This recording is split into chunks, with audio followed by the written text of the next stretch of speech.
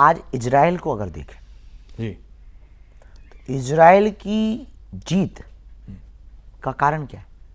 एकता। एकता। भारत में इजराइल का रहने वाला नागरिक भी जब उसके युद्ध उसका छिड़ जाता है तो वो सब छोड़ छाड़ के भागता है कि क्षमा करो, हमें अपने देश की सेवा करनी।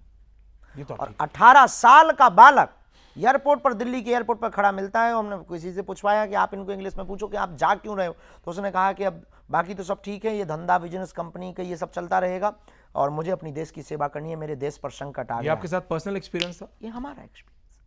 18 साल का एक बालक दिल्ली के एयरपोर्ट पर, हमें तो अंग्रेजी आती नहीं तो हमने ट्रांसलेटर से पूछवाया, तो उसने ये बताया आई प्रेज्यूम आपकी इंग्लिश अब काफी अच्छी हो गई है। वंस यू इम्प्रूव कर रही है। It's improving. पहले से इम्प्रूव कर रही है। लेकिन ये आपके साथ रियलिटी में हुआ? वो 18 साल का इजरायली बालक वापस जाना चाहता था अपने देश को।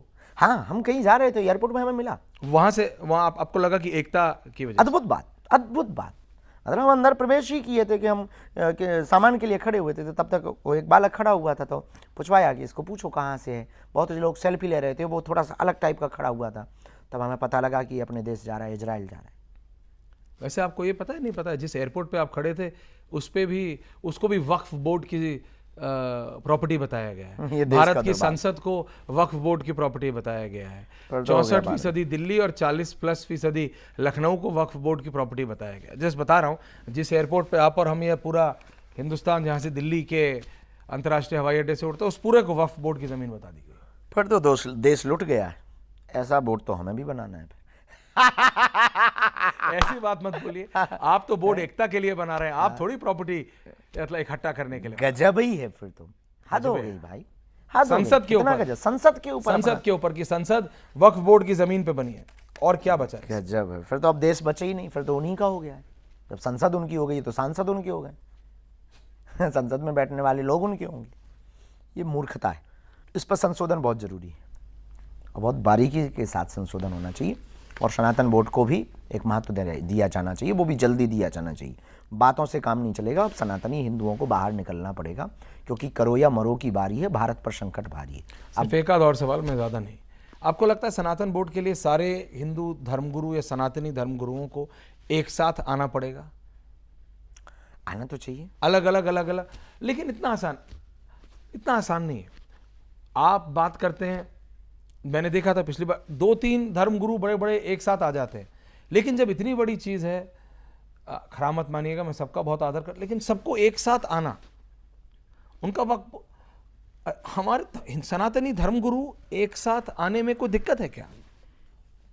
आप तो युवा हैं, आप तो सबकी इज्जत करते हैं, मैंने देखा है। उसके पीछे सबसे बड़ी कारण है, इस देश में जब तक सनातन के प्रचारक अपने आप को पोस्टर बॉय समझेंगे, मैं ही सर्वोसर्वा हूं, मेरे ही कारण ये सब कुछ हो रहा है, तब तक सनातन एक नहीं होगा।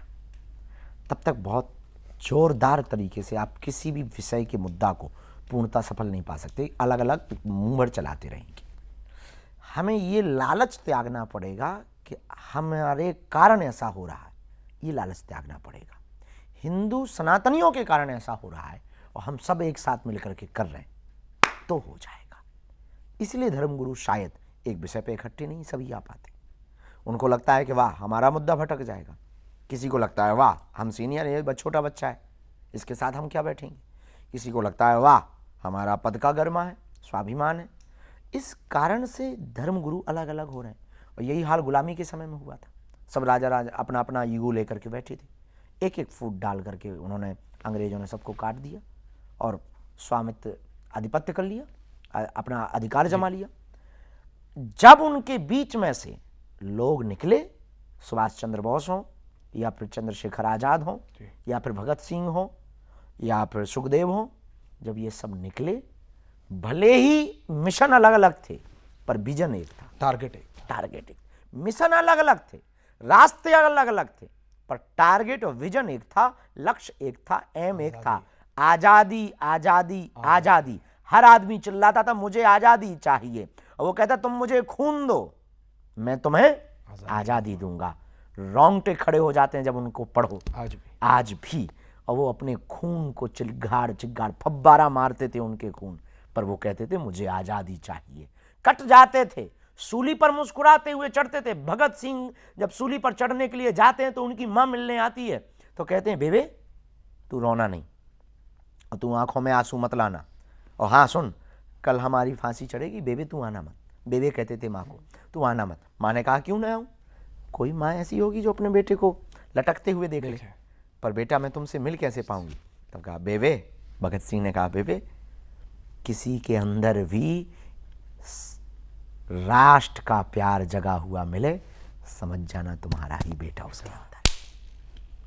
ऐसे लोग अलग अलग रास्ते थे, अलग अलग काम किए, लेकिन उनका विजन और सेंट्रल एक था कि हमको आजादी चाहिए। ऐसे ही वर्तमान के भारत के धर्म गुरुओं को अब करना पड़ेगा कि उनको हर हाल में सनातन को बड़ा हिंदू राष्ट्र, अगर ये लक्ष्य रख लेते हैं कि हमें हिंदू राष्ट्र चाहिए, मतलब चाहिए। यहूदियों के लिए एक देश निश्चित है, कोई भी यहूदी किसी देश से निष्कासित किया जाए तो उनके देश में तुरंत उनको एंट्री है। बांग्लादेश के हिंदू बॉर्डर पर तुम्हारे भारत के चिघाड़ते रहे, बच्चियों को गोद में लेकर के रोते रहे, उनको एंट्री तक नहीं मिली। यह देश का दुर्भाग्य है। कल के दिन फिजी में रहने वाले हिंदू, ऑस्ट्रेलिया में रहने वाले, सूरीनाम में रहने वाले, मॉरिशस में रहने वाले, नेपाल में रहने वाले, या फिर अमेरिका में रहने वाले जो आपके मूल निवासी हिंदू हैं, सनातनी हैं, उस देश की सरकार अगर उन्हें निष्कासित करती, कनाडा में रहने वाले हिंदुओं को, लंदन में रहने वाले हिंदुओं को अगर वहां की सरकार निष्कासित करती तो वो जाएंगे कहां। भारत के हिंदुओं को अगर गैर हिंदू कोई यहां की सत्ता पर बैठ जाए, और याद रखना भारत के लोगों, हमारी बातें बहुत कड़वी हैं, चुभती भी हैं, पर हम बहुत तर्क के साथ विचार करते हैं कि कल के दिन गैर सनातनी अगर सत्ता पर बैठ जाएगा, या कोई ऐसा आदमी बैठ जाएगा जो हिंदुओं को पसंद ना करता हो, और उसने कह दिया कि हिंदुओं देश निकाला करो, तुम जाओगे कहां। बांग्लादेश तो एक घड़ी भारत आ जाएगा, पर भारत कहां जाएगा, हिमालय जाएगा या समुद्र में डूबेगा। यह दुर्भाग्य है। इसलिए भारत के धर्म गुरुओं को पोस्टर बॉय बनने की जगह, अब कई लोगों को बुरा लगेगा छोटा सा बच्चा ज्ञान दे रहा है, कई लोगों को यह लगेगा कि अब ये हम लोगों को ही ज्ञान दे रहा है। क्या आप लीड नहीं कर सकते? आप यात्रा निकाल। हमें लीडर बनने का शौक नहीं है, हमको सिपाही बनने का बहुत शौक है।